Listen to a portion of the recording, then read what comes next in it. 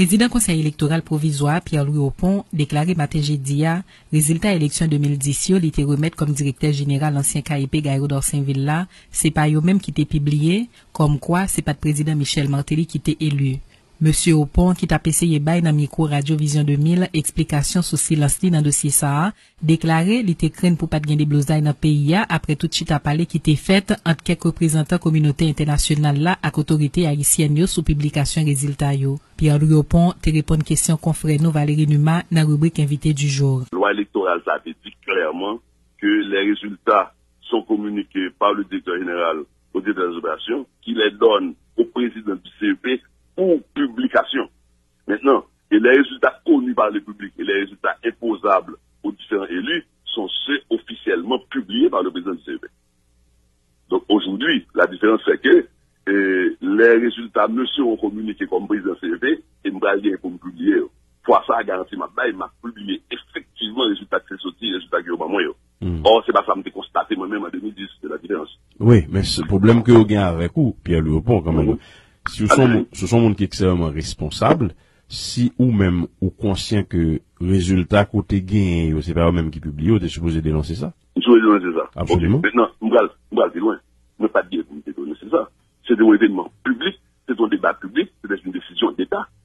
Et il y avait au moins, sous la bien, au moins 6 semaines de négociations entre les organisations internationales, OEA particulièrement, l'État haïtien, le gouvernement haïtien, au plus haut niveau, connu par le public.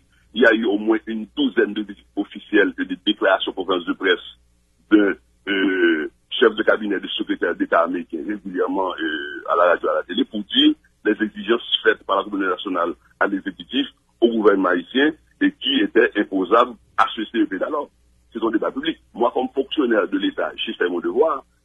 J'avais l'obligation de réserve, comme pas aucune déclaration, une déclaration. Il était qu'à produire, mais il de sécurité d'État en question. C'est de ça qu'il s'agissait. Ok, même pas de problème, non, avec devoir de réserve, là. Mais qu'on a un problème avec conscience ou? Ça veut dire que si, par exemple, non, moi-même non, on a un problème de conscience. Ça veut dire que si m'estime que, par exemple, mon devoir de réserve, même conscient que résultat, c'est pas au même cap sorti, bon, garantie, moi-même, me tape mal à l'aise. Moi, tellement comprendre qu'on tape mal à l'aise, moi, t'as souhaité pour vous, pour pas jamais un niveau ça dans l'État.